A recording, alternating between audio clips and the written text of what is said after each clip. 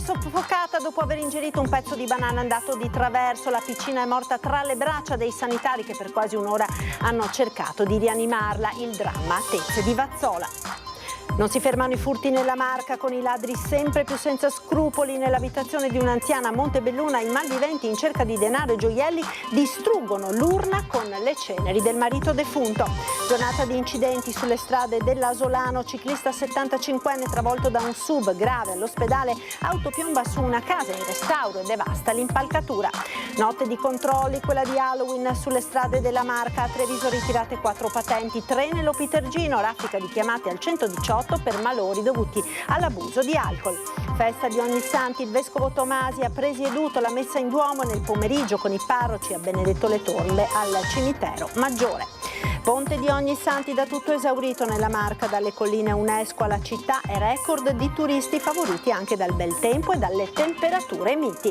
Domenica 3 novembre si correrà la maratona di New York, presente anche lo scrittore trevigiano Tony Venturato che rappresenterà nella grande mela gli atleti italiani disabili.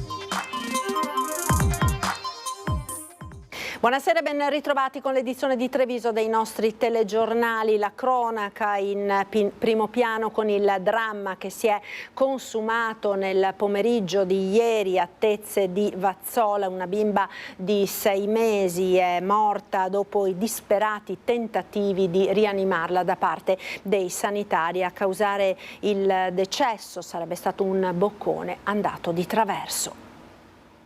È una notizia molto triste, anche improvvisa, e non mi rimane altro che unirmi al dolore della famiglia e portare a loro i saluti per quanto possono contare e il dolore di tutta la comunità per questo fatto. Una notizia che si è abbattuta sulle comunità di Vazzola e di Tezze di Piave con tutto il suo carico di dolore e sconcerto. Difficile accettare la morte di una bimba di 6 mesi, deceduta ieri dopo i disperati tentativi dei sanitari del SUEM di rianimarla. Tutto succede nel pomeriggio quando la piccola, sembra dopo aver ingerito un pezzetto di banana rimasto incastrato nella trachea, inizia ad avere difficoltà respiratorie. I genitori, di origini senegalesi, spaventati, avrebbero portato la figlia nella vicina farmacia nel tentativo di aiutarla. Nel frattempo sul posto arrivano i medici del 118 con ambulanza, elicottero e automedica. I sanitari, dopo aver intubato la piccola, iniziano subito a rianimarla, manovre che continuano anche durante il tragitto verso l'ospedale di Conegliano. Dopo 45 minuti però i medici devono arrendersi e non possono fare altro che constatare il decesso della bimba. Sotto shock la famiglia, che il sindaco dice di voler incontrare per portare loro la vicinanza di tutta la sua comunità. Noi non abbiamo lasciato solo nessuno, e se serve siamo qua. Avrei piacere anche di conoscere i genitori di questa bambina. E non si fermano i furti nella Marca, con i ladri sempre più senza scrupoli. Nell'abitazione di un'anziana di Montebelluna, pensate, i malviventi in cerca di denaro e gioielli hanno distrutto persino l'urna con le ceneri del marito defunto. Uno non si sente proprio sicuro neanche a casa propria, poi vive nel terrore. A parlare è una residente di Montebelluna che riassume con poche ma forti parole le emozioni che un furto lascia in chi lo subisce. Preferisce non farsi riprendere per tutelare l'anziana vicina ancora profondamente turbata, ultima vittima in ordine di tempo dei ladri. La donna settantenne intorno alle 18:30 è uscita di casa. I malviventi, che probabilmente la stavano controllando, sono entrati nell'abitazione dopo aver forzato una finestra e si sono diretti subito nella camera da letto, mettendola a soqquadro. E lì sono riusciti insomma a sottrarre degli ori di famiglia, hanno rotto l'urna appunto delle ceneri del marito che lei teneva sul comodino e hanno rotto proprio il vaso, hanno tagliato il vaso perché poi l'urna è di un materiale, di un metallo, no? Non si sono fermati nemmeno di fronte all'urna con le ceneri del marito.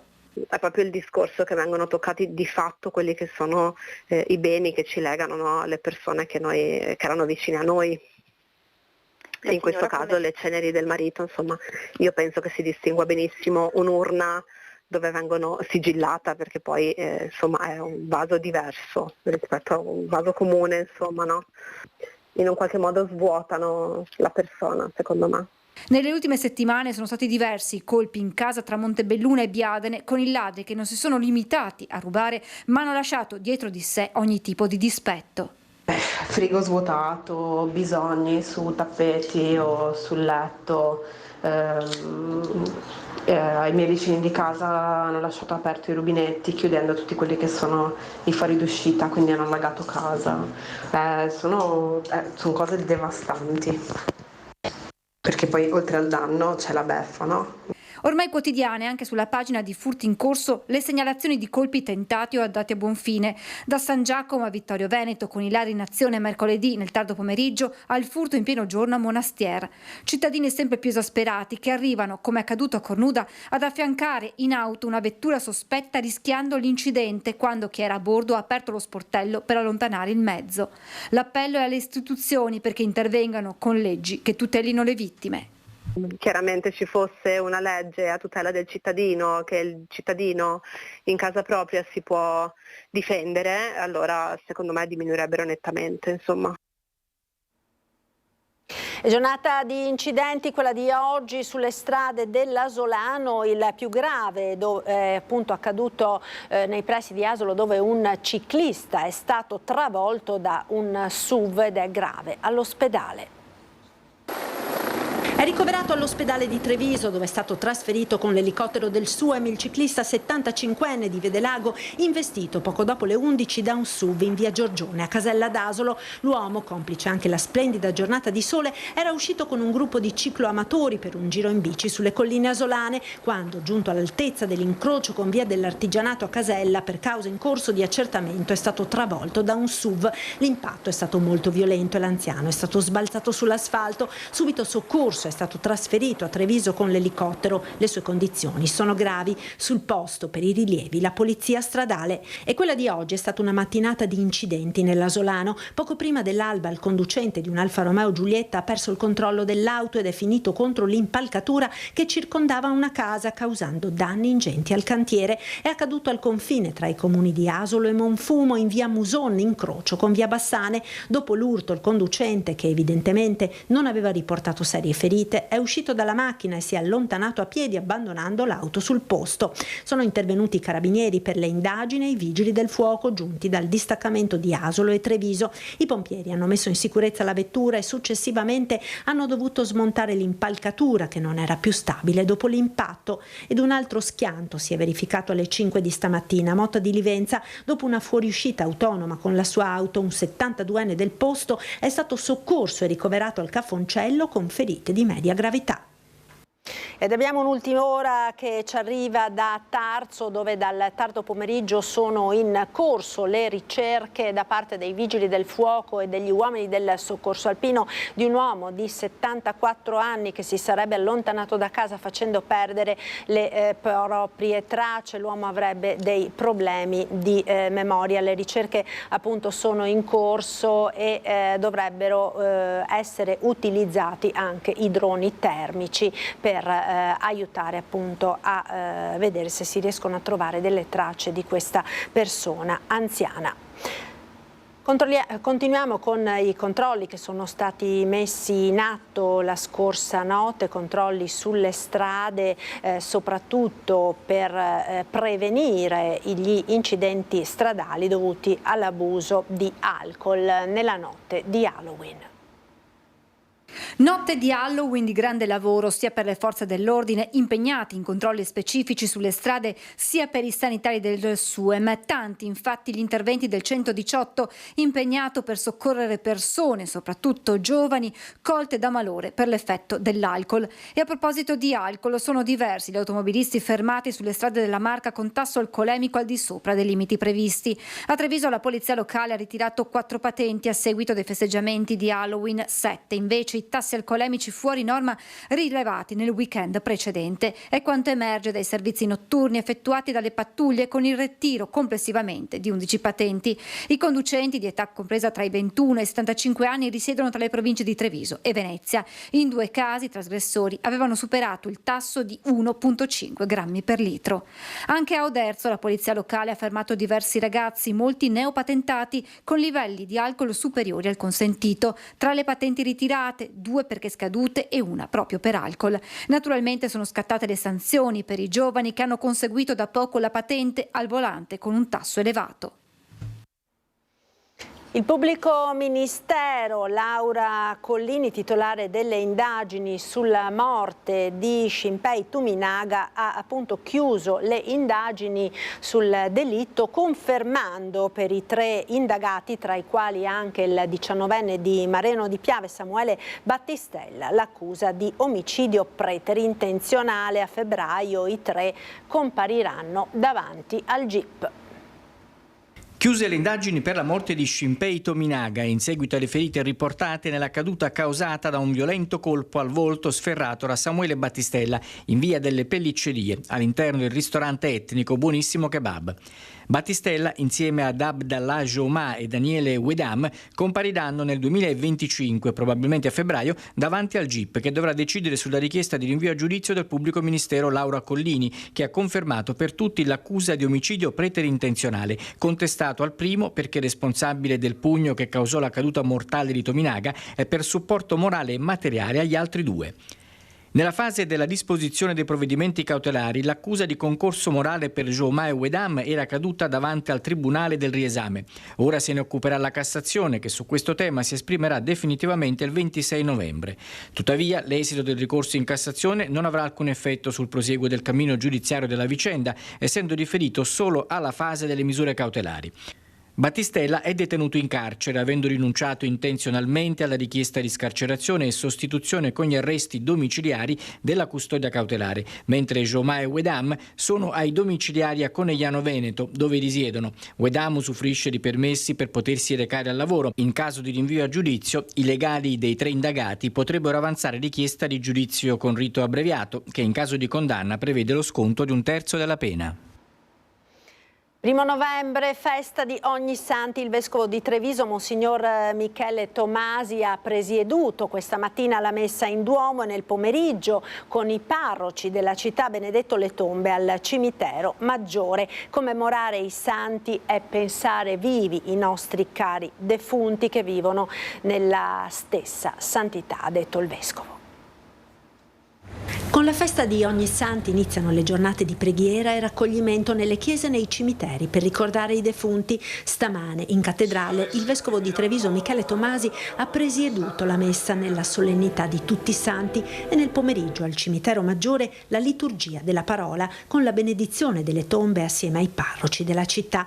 Una festa, quella di Ognissanti, che è una festa di speranza, intimamente legata anche al legame con il ricordo delle persone care che non ci sono più. I santi sono nostri veri amici perché sono veri amici di Dio.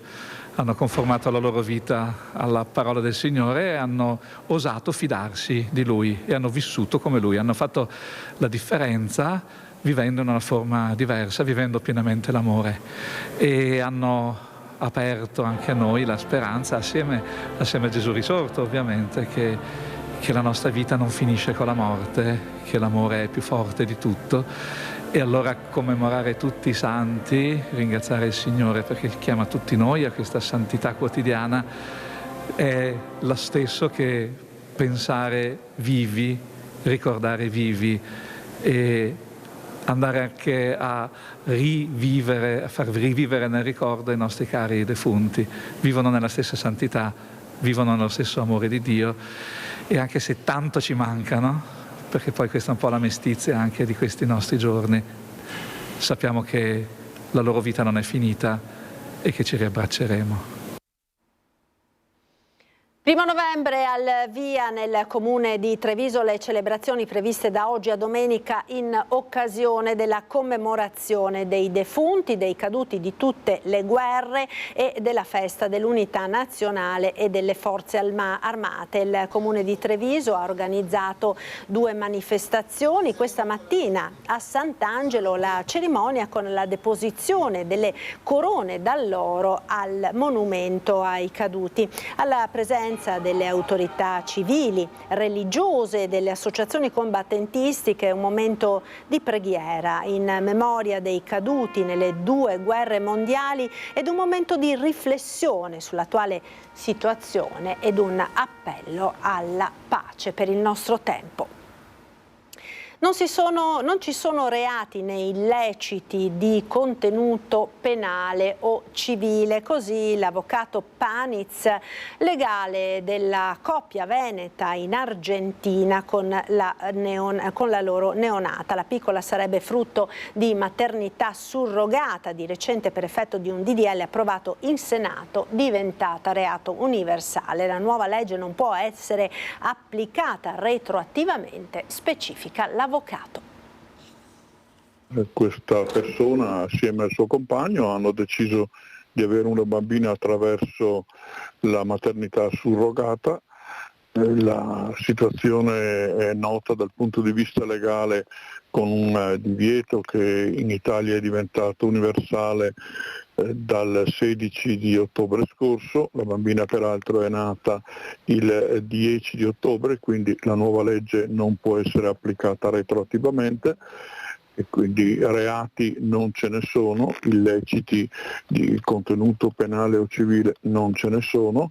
Maurizio Paniz è il legale del medico padovano e del compagno bloccati all'aeroporto di Buenos Aires mentre stavano prendendo il volo per Parigi con la loro bambina di 15 giorni. L'avvocato ricostruisce la vicenda portata alla luce da un articolo comparso sul quotidiano argentino La Nación e i motivi per cui la coppia non è potuta partire. C'è soltanto la necessità in questo momento da parte dell'autorità giudiziaria argentina di verificare i contorni del percorso sviluppato da questa coppia attraverso l'aiuto di organizzazioni che seguono queste situazioni e vedere se ci sono stati o meno da parte di altre persone degli illeciti. Al momento la coppia con la neonata vive in un appartamentino a Buenos Aires. L'avvocato Paniz in queste ore è in contatto con il ministro degli esteri italiani e con l'ambasciata italiana in Argentina. Le persone interessate stanno bene, ovviamente avrebbero preferito rientrare in Italia come era programmato, ma prendono atto della situazione e con assoluta serenità contano di poter rientrare non appena le autorità argentine daranno il benestare. Su come il medico e il suo compagno abbiano contattato la donna che ha messo alla luce la loro bambina, il legale risponde così. Questo tipo di indagini sono in corso da parte dell'autorità giudiziaria argentina, non mi pare il caso di entrare nel merito. L'economia ora, crisi dell'automotive in Italia strettamente legata alla situazione del settore in Europa, ma a preoccupare anche le elezioni in America con il protezionismo annunciato dal candidato Donald Trump. Questa contrazione delle vendite aggraverà anche su noi, perché se chiudono 3 stabilimenti in Germania, di riflesso ci sarà anche qui un calo delle commesse. Purtroppo la competizione è sfrenata e il drago cinese sta mangiando tutto quello che noi non abbiamo fatto nell'investire in nuove tecnologie, nell'investire nell'elettrico. Segnali preoccupanti arrivano dal comparto dell'automotive italiano che paga le difficoltà vissute dal settore in Francia e Germania, mercati di cui l'Italia è principale fornitore per le case automobilistiche dei due paesi. A questo si aggiunge la spinta della Comunità Europea che prevede entro il 2035 il passaggio all'elettrico, ma le nostre aziende non sono pronte, rimarca il presidente Pozza. C'è un piano, quello presentato dall'ex presidente della BCE, da Mario Draghi, bisognerebbe investire su quel piano, però purtroppo non c'è questa capacità da parte della Comunità Europea di affrontare con una spesa comune, una condivisione comune, un rinforzo della nostra industria. E in un mondo sempre più globalizzato non è solo l'Europa a preoccupare, lo sguardo si spinge oltreoceano alle presidenziali negli Stati Uniti che dopo Germania e Francia rappresentano per l'Italia il terzo paese per scambi commerciali in diversi settori, dal manifatturiero all'agroalimentare alla moda. Trump ha già annunciato che in caso di elezione introdurrà dazi fino al 20% su tutti i prodotti importati dall'estero. Certamente se dovesse vincere Trump il protezionismo sarà protagonista di questa sua presidenza. Noi sappiamo che con il protezionismo non si combatte certamente la concorrenza, bisogna investire, bisogna che il governo e la Comunità Europea capiscano che bisogna competere ad armi pari. Attualmente noi non lo stiamo facendo, preoccupa molto perché l'America, gli Stati Uniti sono un grande partner per noi commerciale. Ponte di Ognissanti da tutto esaurito nella Marca, dalle colline UNESCO alla città, e record di turisti favoriti anche dal bel tempo e dalle temperature miti. Solo a Treviso oggi si sono registrati 100.000 accessi.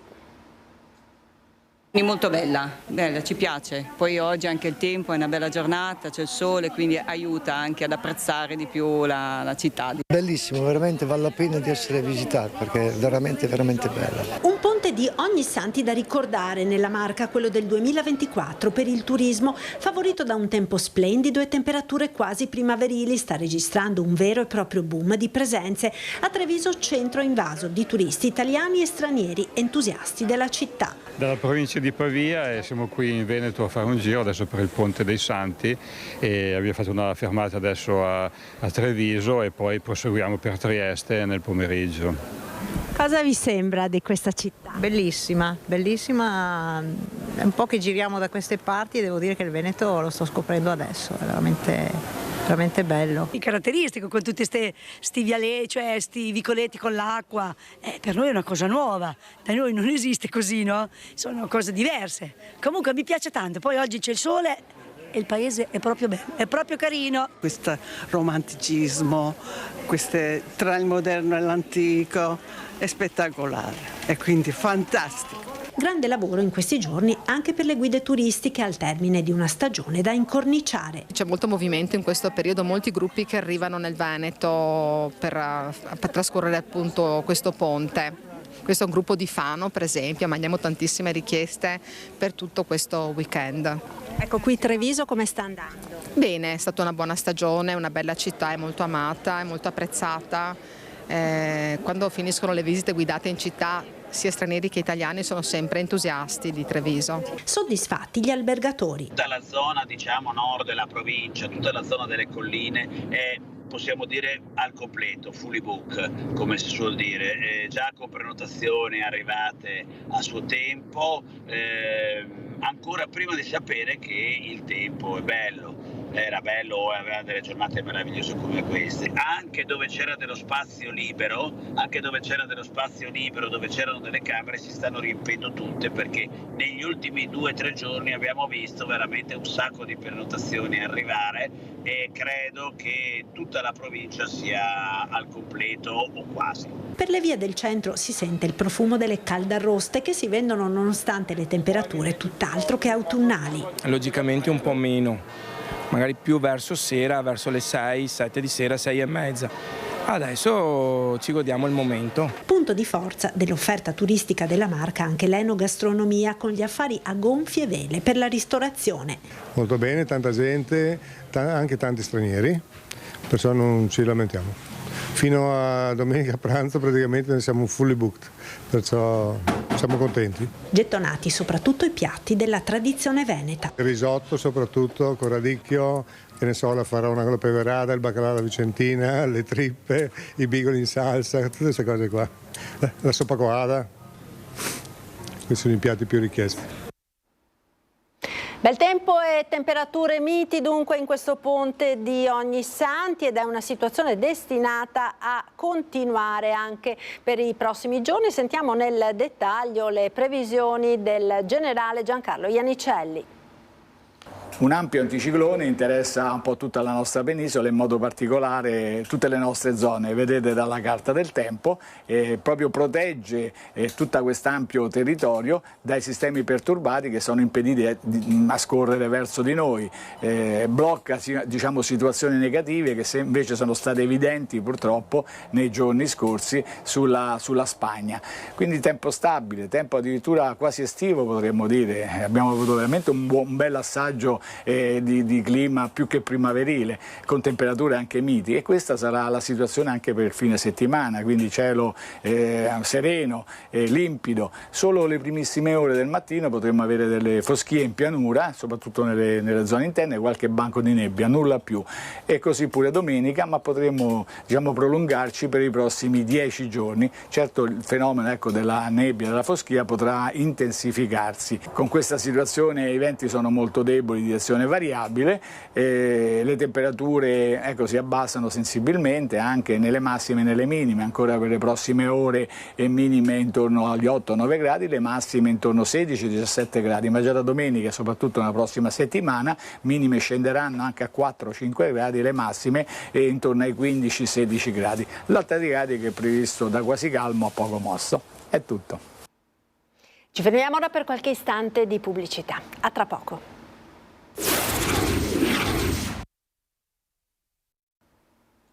Eccoci nuovamente in diretta con l'edizione di Treviso dei nostri telegiornali. Bullismo, dipendenze, inclusività in un dialogo immaginario tra padre, maresciallo dei carabinieri e figlio. È il rapporto tra l'Arma ed i giovani, il tema del calendario storico 2025 dei carabinieri. C'è poi quest'anno il calendario da tavolo dedicato ai borghi d'Italia. La marca trevigiana è rappresentata con un'immagine di Cison di Valmarino.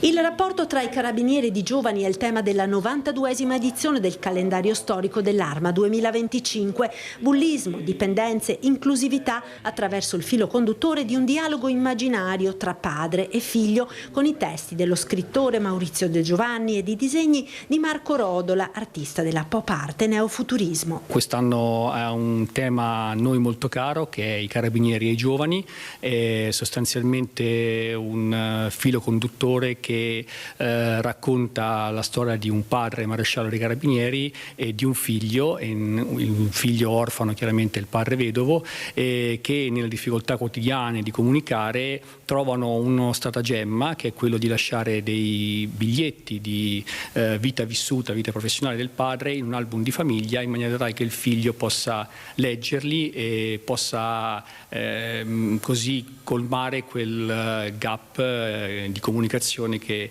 a volte si incontra tra generazioni. Oltre al calendario storico c'è il planning settimanale da tavolo dedicato alle missioni di pace che vedono impegnati i carabinieri, con raffigurato il ponte di Mitrovica in Kosovo, ed il calendario da tavolo con le foto dei borghi d'Italia. La provincia di Treviso è presente con un'immagine di Cison di Valmarino. Il premio letterario Gambrinus Mazzotti 2024 celebra la bellezza e la fragilità attraverso 3 opere finaliste, con il vincitore che sarà annunciato il 16 novembre a Treviso. Mazzotti è stato un grande conoscitore della nostra realtà, della nostra storia, della nostra cultura. La Camera di Commercio ha l'obbligo di promuovere la sua figura.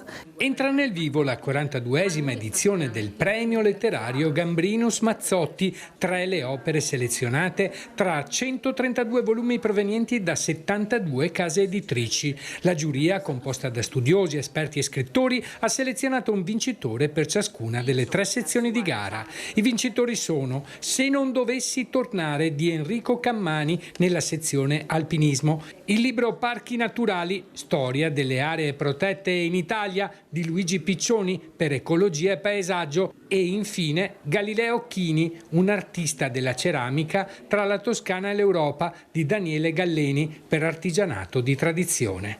Il premio speciale della giuria è stato assegnato a Emanuela Evangelista per Amazzonia, una vita nel cuore della foresta. Queste opere sono state selezionate per la loro capacità di raccontare storie di meraviglia e fragilità, affrontando temi che spaziano dalla scalata ecologica alla conservazione dei parchi naturali fino all'artigianato artistico. Un premio che ha anticipato i tempi.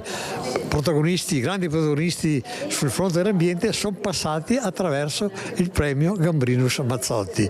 Noi siamo in una fase di rinnovamento, abbiamo nel cassetto tanti bei progetti proprio su questo fronte, soprattutto con la funzione, anche con l'obiettivo di valorizzare i giovani e i ragazzi, per i quali riserviamo 2 premi particolari. La cerimonia di premiazione si terrà il 16 novembre nella sede della Camera di Commercio di Treviso e Belluno Dolomiti, dove verrà annunciato il vincitore finale del premio.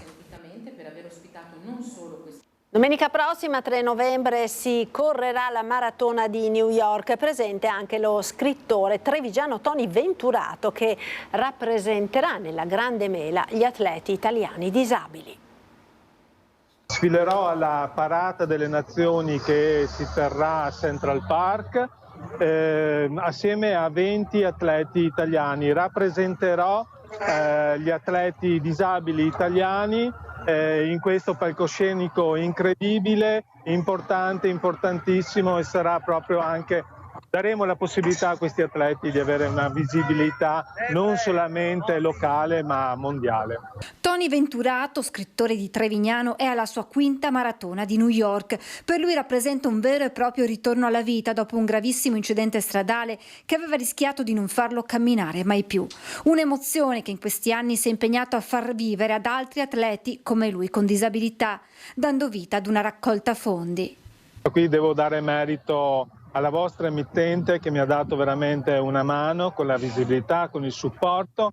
Siamo riusciti a terminare una raccolta fondi che ha portato 4 atleti disabili a New York. Domenica correranno o cammineranno la 42 chilometri. I vostri servizi sono stati importantissimi perché non solo hanno raggiunto tutte le case del Triveneto, ma hanno raggiunto attraverso i social i cuori di milioni di italiani e credetemi anche di milioni e tantissimi italiani fuori dai confini nazionali. 4.200 euro raccolti che consentiranno a 2 atleti italiani e a 2 statunitensi di percorrere domenica i 42 chilometri della maratona. Una volta terminata effettivamente cambiano, hanno un change sostanziale alla propria esistenza e diventano promotori positivi di tenacia e di forza. Venturato correrà con questa maglietta sulla quale sono rappresentati la provincia di Treviso, i comuni di Pederobba, Trevignano, Vedelago, Lipa, Terre Asole, Montegrappa, il MAB UNESCO Biosfera Montegrappa e naturalmente il corpo dei paracadutisti a cui appartiene. Sulla mia maglia, su questa manica sinistra, non so se si nota, ma ho lo stemma di quell'associazione sportiva che mi ha insegnato a correre, che è l'Atletica Trevignano, scusatemi l'emozione, e che mi ha permesso oggi di essere qui. Per Venturato e per gli altri 4 atleti disabili a New York non si correrà solo la maratona, ma la corsa della vita. È un palcoscenico talmente importante che serve per dar visibilità a queste persone che nella società spesso hanno dei problemi, ma il 3 di novembre saranno visti come dei veri e propri eroi. Per molti la giornata festiva di oggi è stata occasione anche per fare degli acquisti, magari nei centri commerciali, ma com'era quando ancora non c'erano? Ce lo ricorda la consueta rubrica dedicata alla nostra storia con un servizio dal telegiornale del 1° novembre del 1987.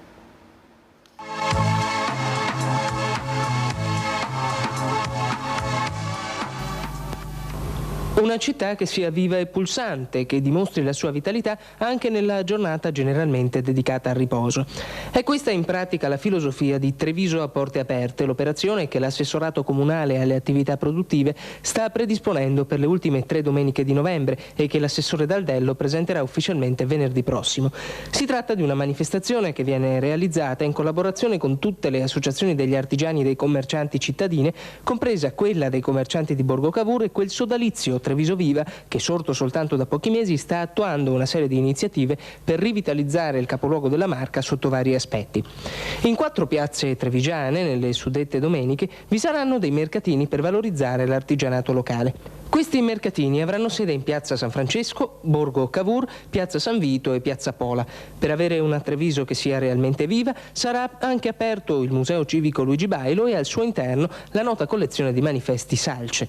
Il centro storico vedrà anche i negozi aperti. Treviso in definitiva vuole vivere, vuole essere una città che è, prima ancora di essere una città che fa. Questa voglia di muoversi è comune, se consideriamo che Daldello, oltre che dalle associazioni già citate, ha avuto l'appoggio anche di organizzazioni come la Camera di Commercio. Treviso, in definitiva, è una realtà presente, ma lo deve essere anche per i suoi cittadini. Ed era questo l'ultimo servizio. Io vi ringrazio per essere stati con noi. Subito dopo la sigla le previsioni del tempo con il nostro meteo. Arrivederci.